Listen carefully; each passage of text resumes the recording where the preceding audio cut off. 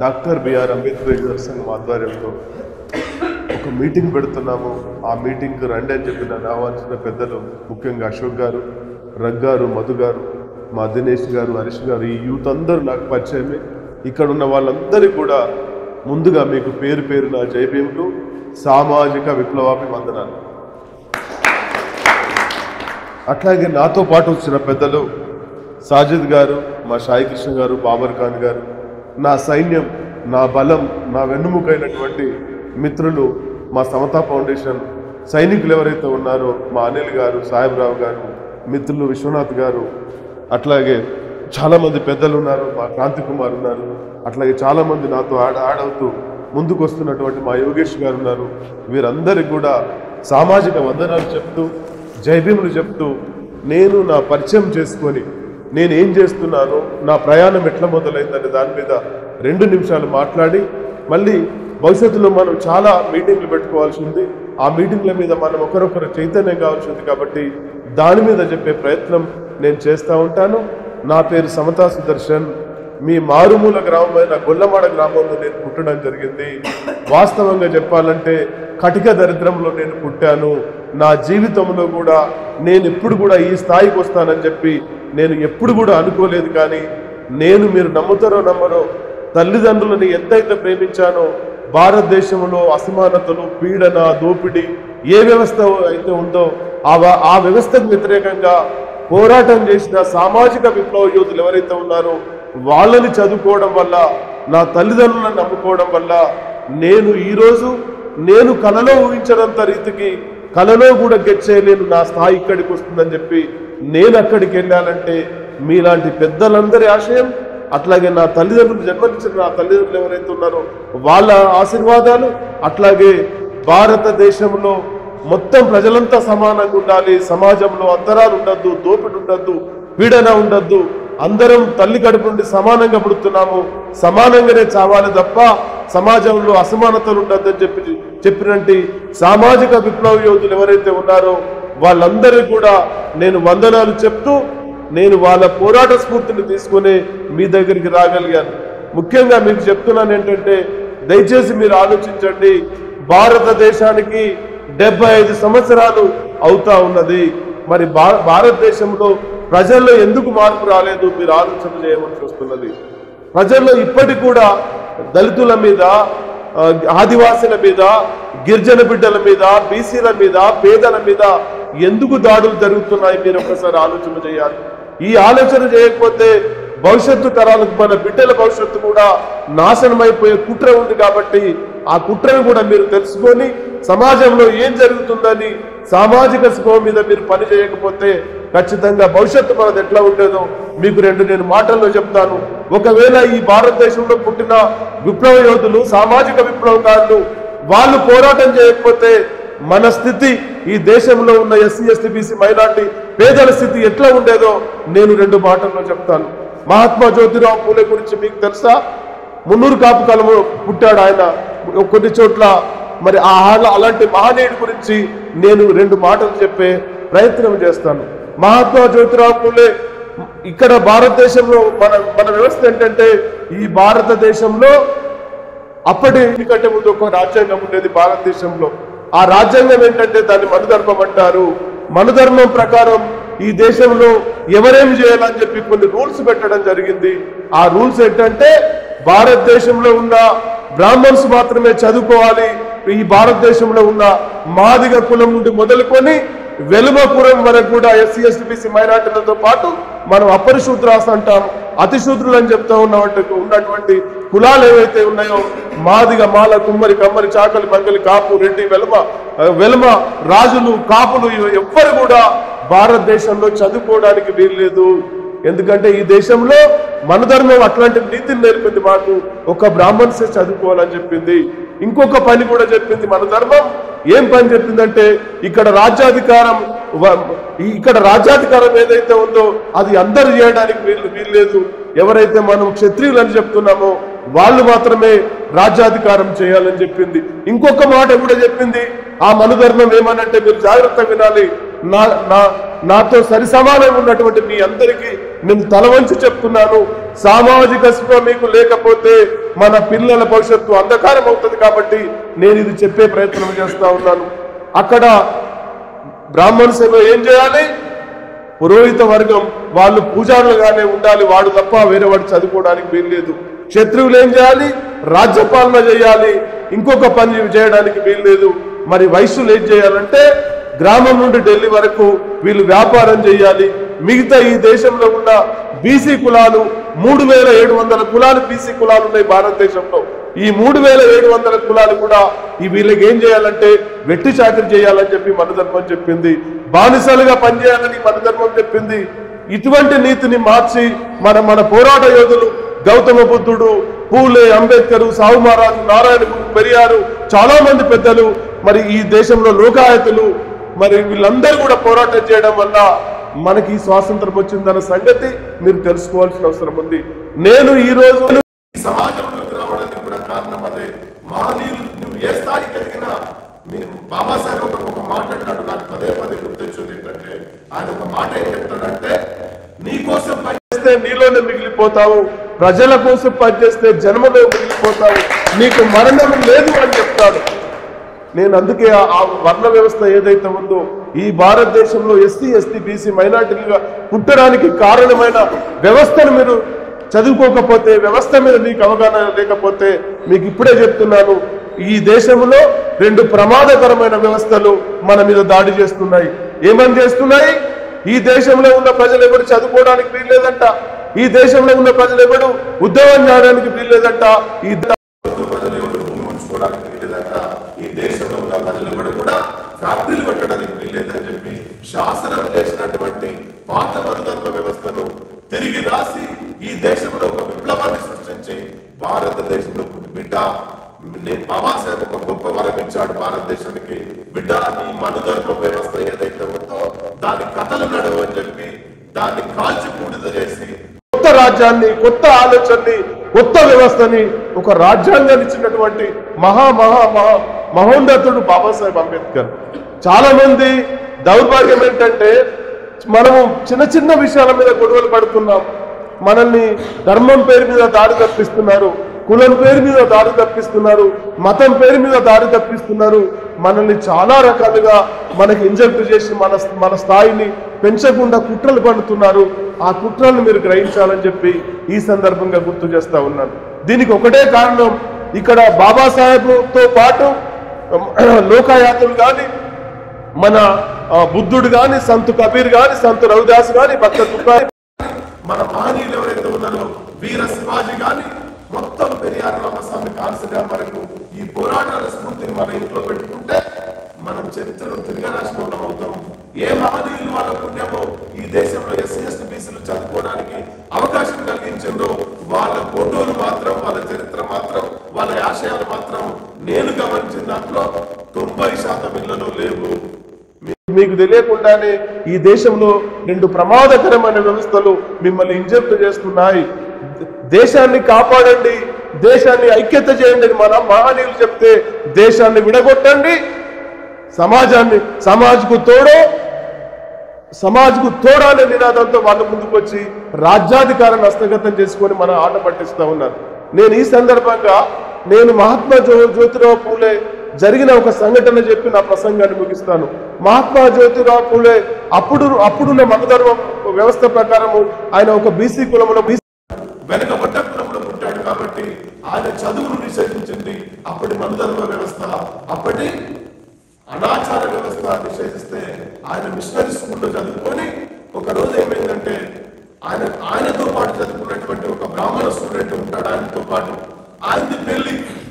మరి బీసీల పరిస్థితి ఎట్లా ఉంటుంది మీకు తెలుసు, పట్టుకుంటారు.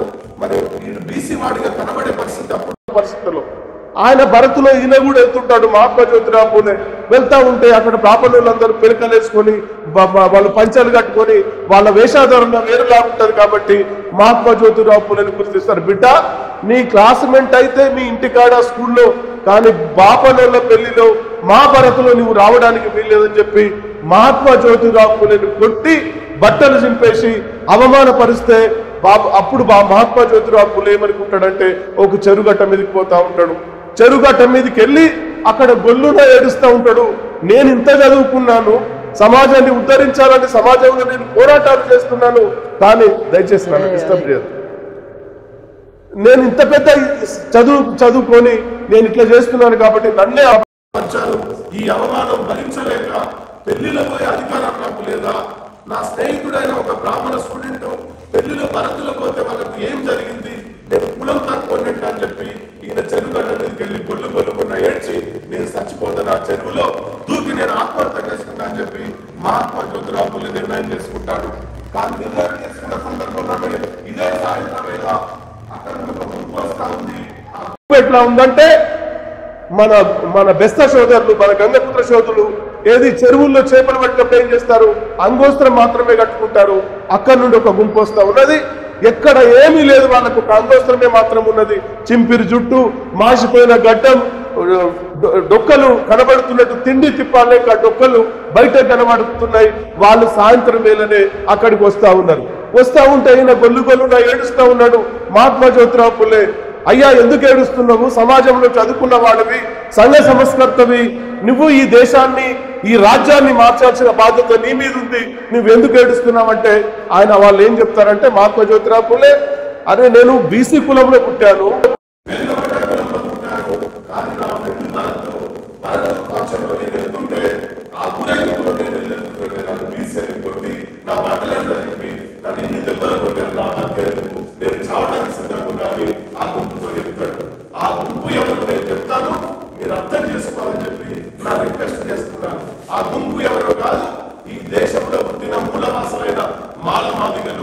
పంచములు, అస్పృశ్యులు, వీళ్ళని ఆ దళిత బిడ్డలు అక్కడి నుండి వస్తా ఉన్నారు. వాళ్ళ పరిస్థితి ఎట్లా ఉంది ఇంకొక 2 నిమిషాలు చెప్తాను. మూతికి ముంతుంది, పొరపాటున మూతికి ముంత ఉంది, ముడ్డుకి చీపురు ఉంది, చేతిలో గంట ఉంది. ఒకవేళ ఆ దళితులు అనే వాళ్ళు, ఆ దరిద్రులు అనే వాళ్ళు, అస్పృశ్యులు అనే వాళ్ళు, పంచములు అనే వాళ్ళు, అంటరాని అనే వాళ్ళు ఎవరైతే ఉన్నారో వాళ్ళు పొరపాటున చీకటి పడితే గాని గ్రామాల్లోకి రావద్దు, గ్రామాల్లోకి వచ్చే ముందు గనగన గంట ఊపుకుంటూ రావాలి. అప్పుడు ఏం చేస్తారంటే అక్కడున్న బ్రాహ్మణ కులాలు, పెద్ద కులపోళ్ళు దర్వాజాలు వేసుకొని వీళ్ళ ముఖం చూస్తే దరిద్రం కాబట్టి అని చెప్పి వాళ్ళు ఊరు దాటే వరకు ఆ దర్వాజాలన్నీ మూసుకున్నటువంటి చరిత్ర మన చరిత్ర. ఇంకొకటి చెప్తాను, ఒకవేళ పొరపాటున నువ్వు గ్రామాల్లో నీకు ఉమ్మొచ్చినప్పుడు, దగ్గొచ్చో దమ్మొచ్చో ఉమ్మొస్తే పొరపాటున నువ్వు ఆ గ్రామాల్లో ఉమ్ము వేస్తే పెద్ద పులపళ్ళు దొరికితే మైలపడిపోతారు. కాబట్టి ఆ మూతికి ముందు ఏదైతే ఉందో అందులోనే ఉమ్మేసుకోవాలి. ఇంకా దౌర్భాగ్యం ఏంటంటే నీ ముట్టికి చీపిరుంది, నీ అడుగుల్లో కూడా పెద్ద పొరపాటు అడుగు పెడితే మైలపడిపోతారు. కాబట్టి నీ అడుగుల్ని చనిపోయడానికి నీ ముట్టికి చీపిరుంది, అది నీ బతుకాన్ని మీరు అందరూ అర్థం చేసుకోవాలి.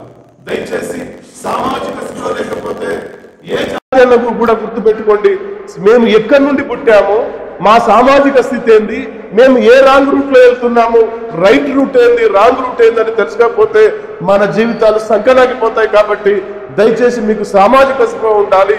మీరు లోకయాతులు కానీ, బుద్ధుడు కానీ, సంత్ కబీర్ కానీ, సంత్ రవిదాస్ కానీ, మన వీర పురుషులైన బాబాసాహెబ్ అంబేద్కర్, నారాయణ గురు, పెరియార్ రామస్వామి, సాహు మహారాజ్, ఛత్రపతి సాహు మహారాజ్, ఛత్రపతి శివాజీని కూడా మీ ఇంట్లో మీ గుండెల్లో పెట్టుకుంటే తప్ప ఈ వ్యవస్థ మారదని చెప్తున్నాను.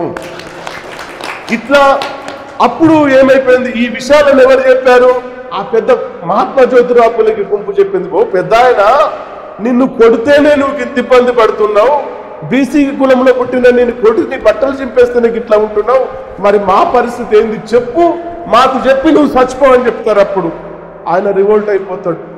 నేను ఇప్పటి వరకు నా బీసీ ప్రజలకు, నా పేద ప్రజలకే ఇబ్బందులు ఉన్నాయనుకున్నాను. నాకంటే ఎక్కువ 100% ప్రజలు ఇక్కడ అస్పృశ్యులకు ఉన్నాయి, పంచకులకు ఉన్నాయి, దళితులకు ఉన్నాయి, మానవాదిలకు ఉన్నాయి, ఎస్సీ బీసీ పేద ప్రజలకు ఉన్నాయి, బహుజన ప్రజలకు ఉన్నాయని ఆయన ఛాలెంజ్ చేసి నా జీవితాంతం నేను చచ్చిపోయే వరకు ఈ పోరాటాన్ని కొనసాగిస్తానని శపథం చేసి ఆ పోరాటం ఈ రోజు మనం ఈ తెల్ల బట్టలు వేసుకున్నామన్న సంగతి మీరు గుర్తెరగాలని చెప్పి ఈ సందర్భంగా చెప్పడం జరుగుతుంది. ఇట్లా ఒక్కొక్క మహనీయుడి స్టోరీ. నేను ఎన్ని సేవలు చేశాను, నేను ఎందరికి సాయం చేశామని చెప్పడానికి రాలేదు. నేను వచ్చిన సంపాదనలో 30 నుండి 40% పేద ప్రజలకి సేవ చేస్తున్నాను. ఎందుకంటే ఆ మహనీయులు నాకు దారి చూపించారు. బిడ్డ, నువ్వు ఈ రోజు బతికి పట్టగట్టడానికి, నువ్వు మంచిగా కార్లో తిరగడానికి, నీ పిల్లలు కార్పొరేట్ కాలేజీలో చదవడానికి నీకు ఏ దేవుడు సహకారం చేయలేదు ఈ ప్రపంచంలో. చేసిన దేవుడు మన పూర్వీకులు ఎవరైతే ఉన్నారో, సమాజంలో చాలా మంది విప్లవకారులు ఉన్నారు. ఆ విప్లవకారులు నాకు ఆదర్శం కాబట్టి ఈ రోజు ఆ పోరాటం పెట్టుకొని గ్రామ గ్రామాలందరికీ సామాజిక న్యాయం జరగాలి, సోషల్ జస్టిస్ జరగాలని చెప్పి నా పోరాటాన్ని మొదలు పెట్టడం జరిగింది. ఆ పోరాట రూపమే సమతా ఫౌండేషన్ అని చెప్పి మీరు గమనించాలి. మీకు ఇంకా చెప్తున్నాను, ఇప్పటి వరకు ఇది ఎందుకు చెప్పాను, గుడికి అవకాశం లేదు, బడికెళ్ళే అవకాశం లేదు.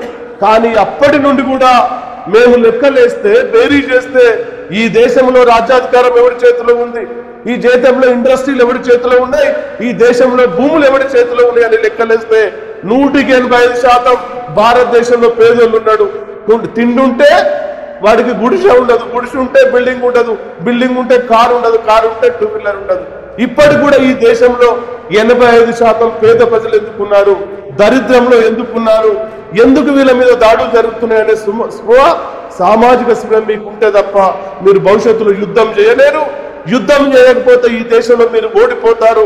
ఇంకొకటి కూడా, బాబాసాహెబ్ అంబేద్కర్, మహాత్మా జ్యోతిరావు పూలే, మన చాలా మంది మహనీయులు, సామాజిక విప్లవ యోధులు ఎవరైతే ఉన్నారో వాళ్ళు ఒకటే గుర్తు చేస్తారు, ఎవడైతే యుద్ధం చేయని ఎవడైతే తిరుగుబాటు చేయని జాతి ఉంటుందో ఆ జాతి నశించిపోతుందని చెప్తున్నారు. నేను మీకు పదే పదే గుర్తు చేస్తున్నాను, ఈ దేశంలో రెండు విచ్ఛిన్నకర శక్తుల్ని వాటిని గుర్తెరగకపోతే మన జీవితాలని సంకరాగిపోతాయి. ఇంకోటి చెప్తున్నా, మీరు ఒక్కటి గుర్తుపెట్టుకోవాలి, బాబాసాహెబ్ అంబేద్కర్ ఏమని చెప్పాడు, కాన్స్టిట్యూషన్ రాసినప్పుడు, అరే నా కొడుక, నా రాజ్యాంగం రాకంటే ముందు ఇక్కడ ఒక వర్గం వాళ్ళే చదువుకోవాలన్నావు, ఒక వర్గం వాళ్ళే యుద్ధం చేయాలన్నావు, ఒక్క వర్గం వాళ్ళే వ్యాపారం చేయాలన్నావు. మిగతా బీసీ కులాలు ఏవైతే ఉన్నాయో వాస్తవంగా చెప్తున్నాను, మనల్ని పంచములుగా చేశారు. బ్రాహ్మణ, క్షత్రియ, వైశ్య, శూద్ర వ్యవస్థ ఏదైతే ఉందో ఆ వ్యవస్థలో ఈ దళితులకు స్థానం లేదు.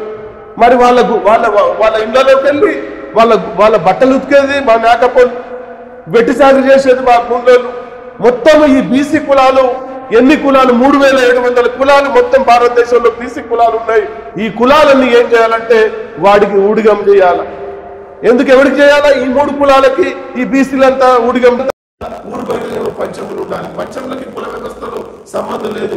మనుమానుష అనే విధవ ఆ పనికి మాలినోడు ఏమని చెప్పాడంటే, ఈ దేశంలో 4 వర్గాలను సృష్టించడం, బ్రాహ్మణ, క్షత్రియ, వైశ్య, శూద్రాన్ని. బ్రాహ్మణ వాళ్ళేమో పూజలు చేయాలి, క్షత్రియులు రాజపంగ చేయాలి, వైశ్యులు వ్యాపారం చేయాలి. మిగతా ఈ బీసీ కులాలకు ఏవైతే ఉన్నాయో వాళ్ళకి ఊడిగం చేయాలి, బానిసలాగా చేయాలని తీర్మానం చేసారు. ఆ తీర్మానాన్ని బద్దలు కొట్టి ఈ దేశంలో పుట్టిన మూలవాసి బిడ్డలైన భారతీయులు ఎవరైనా ఐఏఎస్ కావచ్చు, ఎవరైనా ఐపీఎస్ కావచ్చు, ఎవరైనా డాక్టర్ కావచ్చు, ఎవరైనా ఇంజనీర్ కావచ్చు అని రాజ్యాంగాన్ని వాడి రాజ్యాంగాన్ని తన్ని కొత్త రాజ్యాంగాన్ని ఇవ్వడం వల్లే ఈ రోజు మనం ఈ స్థాయికి వచ్చాము. ఎస్సీ, ఎస్టీ, బీసీ, మైనార్టీ పేద ప్రజలందరూ ఇక్కడికి వచ్చారనేది మీరు గుర్తుపెట్టుకోవాల్సిన అవసరం ఉంది. ఈ మహనీయుల గురించి ఒకవేళ నాకు టైం ఇస్తే పొద్దున 10 గంటల నుండి రాత్రి 10 గంటల వరకు నాన్ స్టాప్ గా చెప్పే శక్తి సామర్థ్యాలు ఆ మహనీయులు నాటిస్తారు. నేను ఇంకొక సంఘటన చెప్పి ముగిస్తా, ఎందుకంటే ఈ 2 విచ్ఛిన్నకర శక్తులు మీరు అర్థం చేసుకోకపోతే మనకు పొందుపోతాం. ఈ విచ్ఛిన్నకర శక్తులు ఇప్పటికి కూడా మన మీద ఆధిపత్యం చేస్తున్నాయి. చట్టసభలో వెళ్ళడానికి బాబాసాహెబ్ అంబేద్కర్ ఇక్కడ ఉన్న ప్రజలందరికీ, మెజారిటీ ప్రజలు భారతదేశాన్ని రూల్ చేయాలని చెప్పాడు ఆ మహనీయుడు. కానీ ఇక్కడ బీసీ ఒక్కసారిగా ప్రధానమంత్రి అయ్యాడు దేశానికి. మీరు లెక్కలు చెప్పండి. దానికి కారణం ఏంటంటే మనలో చైతన్యం లేదు. ఇంకొకటి, ఈ మధ్యలో ఒక వెధవ ఏమంటాడంటే, పార్లమెంటులో మేము ఇక్కడ ఎస్సీ ఎస్టీలకు రిజర్వేషన్స్ ఉన్నాయి, పార్లమెంట్లో రిజర్వేషన్స్ ఉన్నాయి, అసెంబ్లీలో రిజర్వేషన్ ఉన్నాయి, లోకల్ బాడీలో రిజర్వేషన్ ఉన్నాయి. ఎస్సీ ఎస్టీలు గుడ్డోడో, గూడోడో, చెవిటోడో, మొడ్డోడో, ఎడ్డోడో వాళ్ళ చెంచాలందరూ ఇక్కడికి వస్తున్నారు. ఎవరు అగ్ర కులాల్లోని పార్టీలకు సంబంధించిన చెంచాలందరూ ఎమ్మెల్యేలుగా, ఎంపీలుగా, ప్రజాప్రతినిధులు ఎన్నికవుతున్నారు. కానీ బీసీల పరిస్థితి ఏంటంటే రిజర్వేషన్ లేదు. ఓన్లీ బాబాసాహెబ్ పుణ్యం అని చెప్పి 27% రిజర్వేషన్స్ మనకు రావడం జరిగింది మనోళ్ళు పోరాటం చేయడం వల్ల. కానీ ఆ 27%లో కూడా కుట్రలు జరుగుతూ ఉన్నాయి, బీసీ ప్రజలకు తెలియదు. ఇక్కడ నేనేమంటున్నా అంటే చట్టసభలో ఏమన్నాడు, ఇక్కడ అణగారిన వర్గాలు అణగారిన వర్గ పీడిత ప్రజలు ఎవరైతే ఉన్నారో, పేదలు ఎవరైతే ఉన్నారో, బీదలు ఎవరైతే ఉన్నారో, ఈ ప్రజలు చట్టసభల్లోకి వెళ్తే అక్కడ చట్టాలు చేస్తే ఇక్కడ ఉన్న దేశంలో ఉన్న మెజార్టీ 85% ఉన్న పేద ప్రజలు బాగుపడతారని చెప్పి బాబాసాహెబ్ అంబేద్కర్ కాన్స్టిట్యూషన్ లో, రాజ్యాంగంలో మనకు అవకాశం కల్పిస్తే ఇక్కడ ఏం జరుగుతుందంటే మనల్ని మాత్రం చట్టసభలోకి పోనివ్వట్లేదు. ఎందుకంటే అది చాలా పాలిటిక్స్, చాలా పవర్ఫుల్. ఇప్పుడు నేను మొత్తం నా జీవితంలో ఒక 10 కోట్లు ఖర్చు పెడతాను కావచ్చు ఈ కోసం. గవర్నమెంట్ దగ్గర కొన్ని లక్షల కోట్లు ఉంది. ఈ లక్షల కోట్లు ఎవరు సంపాదించుకుంటాడని మనం ఒకసారి చర్చ చేస్తే ఈ దేశంలో ఉన్న 15% దోపిడీదారులు ఎవరైతే ఉన్నారో, రాజకీయ వాళ్ళు ఎవరైతే ఉన్నారో వాళ్ళ చేతుల్లోనే దేశ సంపద ఉంది, వాళ్ళ చేతుల్లోనే అంతా ఉంది. ఎస్సీ ఎస్టీ బీసీ పేద ప్రజలు ఇప్పుడు 10 సంవత్సరాల కింద అమెరికా పోతున్నాడు, కానీ మనకంటే ముందు 100 సంవత్సరాల్లోనే వాడు అమెరికా వెళ్ళిపోయాడు. వాళ్ళ దగ్గర 100 ఎకరాల భూమి ఉంది, వాడు ఏమన్నా చేయగలుగుతాడు. వాళ్ళ ఆలోచన ఒకటే, బాబాసాహెబ్ అంబేద్కర్ పుణ్యం వల్ల ఈ దేశంలో ఉన్న ఎస్సీ ఎస్టీ బీసీ మైనారిటీలు అక్కడక్కడ ఆత్మగౌరవంతో ముందుకొచ్చి ఆయా ఎంపీగా, ఎమ్మెల్యేలుగా, ప్రజాప్రతినిధులుగా, ఎంపీటీసీలుగా, వార్డు మెంబర్లుగా, జడ్పీటీసీలో ఎన్నికవుతున్నారు. పార్లమెంటులో మాత్రం పొరపాటున బీసీ ప్రజలు వస్తే రాజ్యం వాళ్ళదైపోతుంది కాబట్టి వాళ్ళు కుట్ర ఏమని చెప్తున్నారంటే, ఒక సన్నాసి వెధవ వాడు మేము బీసీల జరగన చెయ్యం, ఏం పీక్కుంటారో పీక్కుండా అని చెప్పి ఒక స్టేట్మెంట్ ఇస్తే మా బీసీలో స్పందన కూడా లేదు. ఎంతో బాధపడుతున్నాం. నేను దాని మీద రాజకీయం టీవీలో ఇంటర్వ్యూ పెట్టి 2 గంటలు మాట్లాడొస్తే స్వయంగా ఆర్ఎంసయాన్ని పిలిచి, అరే తమ్ముడు నువ్వురా, మేము మాట్లాడని విషయాలు, మేము మాట్లాడిన సెక్షన్స్ మీరు ఇంత ఐడెంటిఫై ఎట్లా చేస్తున్నారని చెప్పి నన్ను షాలో కప్పి మా ఆర్ఎంసయాన్ని సన్మానం చేయడం జరిగింది. ఇది ఎందుకు చెప్తున్నానంటే, ఇప్పటికి కూడా పెద్ద మనిషి కొంచెం పక్కకు పోయండి, దండం పెట్టాలి. ఇప్పటికి కూడా మీకు సామాజిక స్పృహ ఉండాలి. ఇప్పటికి కూడా పార్లమెంటులో పొరపాటున మన వాళ్ళు వెళ్ళొద్దని అప్పటి నుండి కుట్రలు పండుతున్నారు. మీరు వాస్తవంగా 85% రావాల్సిన ఎంపీ సీట్లు 15% వాళ్ళు దొబ్బిపోతున్నారు, ఎమ్మెల్యేలు దొబ్బిపోతున్నారు. ఎస్సీ ఎస్టీలకు చట్టం ఉంది కానీ బీసీలకు చట్టం లేదు, మైనార్టీలకు చట్టం లేదు. కాబట్టి వీళ్ళ సీట్లని వాళ్ళే దొబ్బిపోతున్నారు. ఇంకొక మాట చెప్పి మనం బాగా మన వీర శివాజీ గురించి నేను ఒక పర్వం చెప్పి మళ్ళీ ఒక సందర్భంలో మళ్ళీ మనం కూర్చొని ఇట్లా కాదు 3 గంటల ప్రోగ్రాం పెట్టాలి. 3 గంటల్లో అసలు దేశ వ్యవస్థ ఎట్లా ఉంది, రాజకీయ ఎవరి చేతిలో ఉంది, మనం ఎట్లా చేస్తున్నారు, మన బడ్జెట్ అంతా ఎట్లా, ఎస్సీ ఎస్టీ బీసీ మైనార్టీ పేదలకు సంబంధించిన బడ్జెట్ అంతా ఎట్లా బాగా చేస్తున్నారు అనే దాని మీద ఒక సెషన్ అవసరం ఉంది. నేను ఇంకొకటి చెప్తా, అది చాలా పెద్ద ఇష్యూ కాబట్టి, పెద్ద కథ కాబట్టి దాన్ని మళ్ళీ మీద మాట్లాడే అవకాశం చేద్దాం. ఒక్క శివాజీ గురించి 2 మాటలు చెప్పి నేను ముగిస్తాను. ఎందుకంటే శివాజీని నేను చాలా గొప్ప వీరుడిగా భావిస్తాను. శివాజీ శూద్ర కులానికి సంబంధించినోడు, అంటే శూద్రుడు అంటే బీసీ కులానికి సంబంధించినోడు. వాళ్ళ తండ్రి చనిపోయాడు, ఆయనకు పట్టాభిషేకం చేయాలి. పట్టాభిషేకం చేయాలంటే ఎవరు పట్టాభిషేకం చేయాలి? బ్రాహ్మణ్స్ మాత్రమే పట్టాభిషేకం చేయాలి. వాళ్ళు చేస్తేనే ఆయన సింహాసనం ఎక్కి రాజుగా ప్రకటించబడతాడు, లేకపోతే ఆయన రాజుగా ప్రకటించబడడు. ఈయన రాజుగా ప్రకటించడానికి భారత ఏ పూజారి కూడా వస్తాడు. ఎందుకంటే వారు శూద్ర కులానికి సంబంధించినోడు, బీసీ కులానికి సంబంధించినోడు కాబట్టి ఏ పండితుడు కూడా రాకపోతే ఆయన ఒక దండోరేస్తాడు. శివాజీ గారు ఒక దండోరేస్తాడు. ఏమని, అరే నా పట్టాభిషేకం చేయడానికి ఎవడన్నా ఉంటే దండోరేస్తుంటే, కాశ్మీర్లో, జమ్మూ కాశ్మీర్లో గాగా భట్ అనే ఒక పండితుడు ఉంటాడు. భారతదేశంలో ఏ పుణ్యాలు కూడా ఈయన పట్టాభిషేకం చేస్తలేడు. ఆ గాగా భట్ అనే వాడు ఒక లెటర్ రాస్తాడు శివాజీ గారికి. ఏమని, అయ్యా నేను నీ పట్టాభిషేకం చేయడానికి నాకు నీ కులంతో సంబంధం లేవు, నువ్వు బీసీ కులానికి శూద్ర కులానికి సంబంధించినవి, నేను వస్తాను కానీ ఒక డిమాండ్ అని చెప్తాడు. ఏం షరతు అంటే, నేను ఒక పక్కన వేయింగ్ మిషన్, ఒక తక్కడి ఉంటుంది కదా, తక్కట్లో నేను ఒక సైడ్ కూర్చుంటాను, అటు సైడ్ మాత్రము వజ్ర వైడూర్యాలు పెట్టాలి, అప్పుడు నేను వచ్చి నీకు పట్టాభిషేకం. శివాజీ గారు ఆయన పిలుస్తాడు. తంత ఎట్లా ఉంది, సామాజిక వ్యవస్థ ఎట్లా ఉంది, సమాజంలో అసమానతలు ఎట్లా ఉన్నాయి, వర్ణ వ్యవస్థ ఎట్లా ఉందని చెప్పడానికి నేను ప్రయత్నంలో భాగంగా ఆ విషయం చెప్తున్నాను. ఆ గాగా భట్ వస్తాడు. పాపం వీర శివాజీని మొత్తం లక్షలాది మంది ప్రజలు మా ఛత్రపతి శివాజీ మహారాజు మరి ఇక్కడ పట్టాభిషేకం చేస్తున్నాడు కాబట్టి ఆ పట్టాభిషేకం చూడడానికి లక్షలాది మంది వచ్చి ఆ రాజ్యంలో చూస్తూ ఉంటారు ఎట్లా చేస్తున్నారని చెప్పి. ఈ ఛత్రపతి శివాజీ మహారాజుని నిలబెట్టి మొత్తం పూజలు తంత్రాలు అన్ని చేస్తా ఉన్నాడు. శివాజీ మహారాజుకు పిచ్చెక్కిపోతున్నది. అరే తంతు ఎట్లా చేయాలి? ఈయనని ఎండను నిల్చోబెట్టి ఆయన నీడకు తంతు చేస్తున్నాడు. వాడు ఆయన నీడకు పూజ చేస్తున్నాడు, ఆయన నీడకు అన్ని చేస్తున్నాడు. చివరికి వీర తిలకం లేదు, వీర తిలకం తిద్ది ఆ కడగం చేతిలో పెట్టి సింహాసనం మీద కూర్చోబెడితే తను రాజుగా ప్రకటించవలసి వస్తుంది. కానీ వాడు వచ్చిన గాగపడ్డనివ్వ పంతులు ఆయన నీడకి పూజ చేస్తా ఉన్నాడు. అన్ని పూజలు అయిపోయినాయి. చివరికి వీర తిలకం దిద్దాలి, లక్షలాది మంది ఎదురు చూస్తున్నారు. అప్పుడు ఆయన సింహాసనం మీద కూర్చోబెట్టలేదు. మామూలుగా అయితే సింహాసనం మీద కూర్చోబెట్టాలి. మనోళ్ళు ఎమ్మెల్యేనే ఎంపీనే కూర్చోబెడుతున్నారు. ఆయన అయితే రాజు ఏడలో నిల్చోబెట్టాడు. ఆయనకు తిర్రెక్కిపోతా ఉంది. అప్పుడు అంతా అయిపోయింది, వీర తిలకం దిద్దాలి. ఈయన బొటన వేలికి ఈ దాదాబట్ట అయితే పండితుడు ఎవడైతే ఉన్నాడో ఈయన బొటన వేలికి కుంకుమం పెట్టుకొని ఆయన నొదుటికి ఈ బొటన తాలితో వీర తిలకం దిద్దుతాడు. అప్పుడు శివాజీకి మండిపోయి అక్కడ 300 మంది 74 పంతులు, అరే ఒక శూద్ర కులపోనికి మన ధర్మం ప్రకారము, మన శాస్త్రం ప్రకారము, మన వేదాలు ఉపనిషత్తుల ప్రకారము ఇక్కడ పూజ చేయడానికి వీల్లేదు, కానీ ఒక శూద్ర కులానికి చేస్తున్నాడని చెప్పి ఆ 34 మంది 374 మంది పూజారులు వచ్చి ఈ తంతునంతా చూస్తూ ఉంటారు. వీర శివాజీకి ముందుడే వీరుడు ఆయన.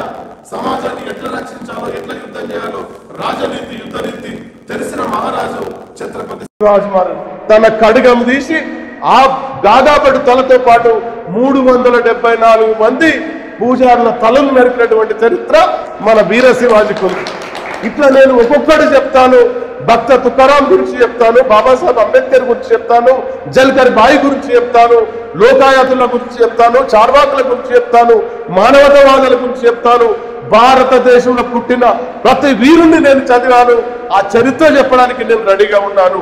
ఆ పోరాట స్ఫూర్తే నన్ను ఈ గ్రామానికి పంపించింది. మీరు నమ్మండి అని చెప్పి మీకు నేను రిక్వెస్ట్ చేస్తా ఉన్నాను. ఇంకా ఒకటి చెప్తున్నాను. ఇప్పటి వరకు మన నర్సాపూర్ మండలం చివరిగా నేను చెప్తున్నాను, నర్సాపూర్ పరిస్థితి ఎవరి చేతిలో ఉందో మీకు తెలుసు. ఎవరి చేతిలో దీన్ని ఆడిస్తున్నారో తెలుసు. పొరపాటున కూడా కింది వర్గాలు, పేద వర్గాలు రాజ్యాధికారం వాళ్ళ చేతులకు పోకుండా ఢిల్లీ నుండి నర్సాపూర్ వరకు ఎట్లా ఏమాడుతున్నారో మీరు తెలుసుకోకపోతే చరిత్రహీనులవుతాం. నేను కొన్ని ఎత్తుగడలేస్తున్నా, మీరు దయచేసి మీరు అర్థం చేసుకోండి. ఈ ఎత్తుగడలో మన పోరాట యోధులు, సామాజిక విప్లవకారులు ఎవరైతే నన్ను వెన్ను తట్టి ఈ వ్యవస్థను నడుపుమని వెనుక నుండి వెన్ను తట్టి నడిపిస్తున్నారో వాళ్ళ సాక్షిగా చెప్తున్నా, నర్సాపూరు రాజకీయ జీవితాన్ని తారుమారు చేసి ఈ నర్సాపూర్ మండలంలో వార్డు నెంబర్ నుండి జెడ్పీటీసీ వరకు ఖచ్చితంగా సమతా ఫౌండేషన్ దశాదిశ నిర్దేశిస్తుందని చెప్పి ఈ సందర్భంగా చెప్తున్నా. దయచేసి మీకు ఇంకొకటి చెప్తున్నా, పొరపాటున మాయపాటలు వినకండి. ఈ దేశంలో విచ్ఛిన్న శక్తులు ఉన్నాయి, వాళ్ళ మీద కూడా యుద్ధం చేయాలి. వాళ్ళ తర్వాత శత్రువులు చాలా మంది ఉన్నారు, వాళ్ళ మీద కూడా యుద్ధం చేయాలి. కాబట్టి మీరు ధైర్యంగా ఉందని చెప్తున్నాను. నాకు పని మొదలు పెట్టుకున్నంటే చచ్చిపోయి పుట్టడం ఎంత సహజమో చనిపోవడం అంత సహజం అనుకుంటే. ఎందుకంటే మన వీరులలో ఈ పోరాటం చేసి చచ్చిపోతే నన్ను చాలా మంది గుర్తు పెట్టుకుంటారు. నేను కోట్ల రూపాయలు సంపాదించుకొని హైదరాబాద్ లో వస్తూ పోతూ ఉంటే ప్రమాదవశాత్తు చచ్చిపోతే నన్ను ఎవరు గుర్తు పెట్టుకోడు. నేను ఒకటే అనుకుంటున్నా, చరిత్ర సృష్టించే కావాలి. బాబాసాహెబ్ చెప్పినట్టుగా చరిత్రహీనుడిగా కావద్దంటాడు బాబాసాహెబ్ అంబేద్కర్. చరిత్ర సృష్టించాలంటే సామాజిక స్పృహ ఉండాలి. ఎవడు మనవాడు, ఎవడు శత్రువు, ఎవడు మన కోసం పనిచేస్తాడు, ఎవడు మన కోసం పనిచేయడాన్ని ఈ సామాజిక స్పృహ లేకపోవడం వల్లే ఈ దేశంలో ఉన్న ఎస్సీ ఎస్టీ బీసీలు పేద ప్రజలు వెనుకబడిపోతున్నారు. కాబట్టి దయచేసి మీకు నేను చెప్తున్నాను, నేను ఒక యుద్ధం రగిలిచ్చాను. ఏమంటారు, ఇంటి చెట్టు బంధులకు వరకు రాదన్నట్టుగా గర్కా మురికి దాల్కా బరోబర్ అన్నట్టుగా మీరు నన్ను చూడకండి. నేను ఎప్పుడైతే గ్రౌండ్ లో పెట్టానో ఇటు ఐడి పార్టీ వాళ్ళు కానీ, రాజకీయ నాయకులు కానీ, స్పెషల్ బ్రాంచ్ కానీ రోజు నా మీద ఫోకస్ చేస్తున్నారు. మా అనిల్ కుమార్ వస్తుంది, ఈ రోజు మీ సార్ ప్రోగ్రామ్ ఎక్కడ ఉంది, దయచేసి నువ్వు లేటుగా చెప్పకు, ఎస్పీ గారు మా మీద ఎక్కుతున్నారు, దయచేసి ముందే చెప్పని చెప్పి ఆయన రిక్వెస్ట్ చేసుకోవడం జరుగుతుంది. కాబట్టి నేను ఒక వ్యక్తిగా రాలేదు, నేను శక్తిగా వచ్చాను. మీరు గుర్తుపెట్టుకోండి, మన శక్తులు నర్సాపూర్ నుండి మొదలుకొని హైదరాబాద్ వరకు, హైదరాబాద్ నుండి మొదలుకొని ఢిల్లీ వరకు ఆ శక్తులు మనల్ని నడిపిస్తున్నాయి. ఆ శక్తిలో మీరు తోడు కావాలి. సామాజిక మార్పు రాజకీయ మార్పు, ఆర్థిక విముక్తి ఖచ్చితంగా మనం చేద్దాం. పేద ప్రజల పక్షాన నిలబడదు. కాబట్టి రాబోయే రోజుల్లో మొత్తం అధికారం మనదే కావాలి. ఇక్కడున్న భూస్వాములది కానీ, పెత్తందారులది కానీ, దొరలది కానీ, ఆధిపత్య వర్గాలది కానీ కాకూడదు. అంశపడ్డ కులాలది, బహుజన ప్రజలకు రాజ్యాధికారం రావాలని కోరుకుంటూ ఈ అవకాశం కల్పించిన పెద్దలందరికీ కూడా నేను పేరు పేరున ధన్యవాదాలు చెప్తూ ముగిస్తా ఉన్నాను.